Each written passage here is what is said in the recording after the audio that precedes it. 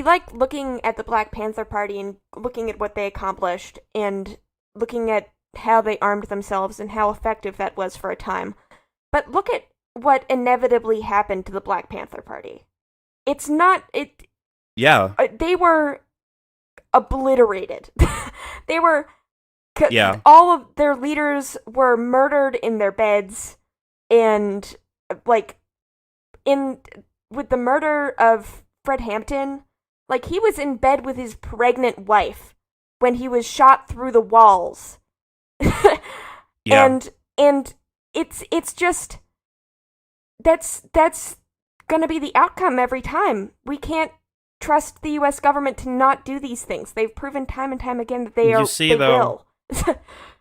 I think a lot of trans people who want to be these badass civil rights activists, I really hate to say this, but I think they kind of want that. Yes, I agree. They want this like poetic, cinematic like story. Mm-hmm.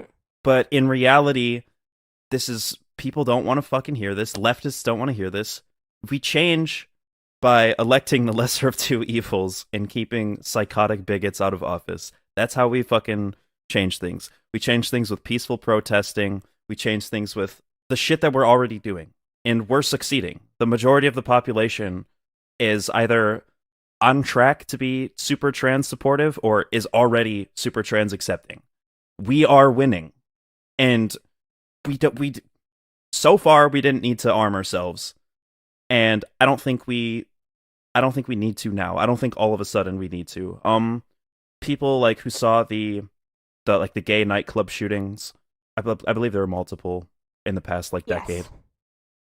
Like when they saw those, they're like, "Oh, the LGBT, we need to defend ourselves." And this is another really harsh reality I have to pound into people's heads. Most queer people aren't really facing the threat of being attacked. I'm sorry, but most gay, the majority of gay folks are not gonna be attacked on the street by some homophobic slasher villain. You're not gonna run into that situation. The odds of that happening to you, if wandering the streets, being concerned about that happening to you is psychotic, in my opinion. Maybe if a gay bar was keeping a shotgun behind the counter or whatever, that's a perfectly justified reaction to that. But people literally just arming themselves with fucking weapons that they don't even know how to fucking use is just horrible. Mm-hmm. We're seeing teenagers and people in their early 20s who've never held a weapon in their life because they were fucking horrified of weapons until they saw a Karl Marx quote about guns.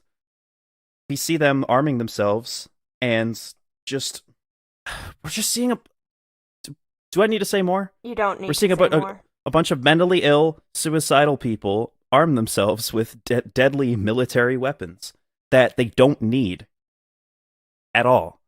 It's completely unwarranted, and you see what happens when more guns are in the hands of people. The potentiality of violence is instantly escalated.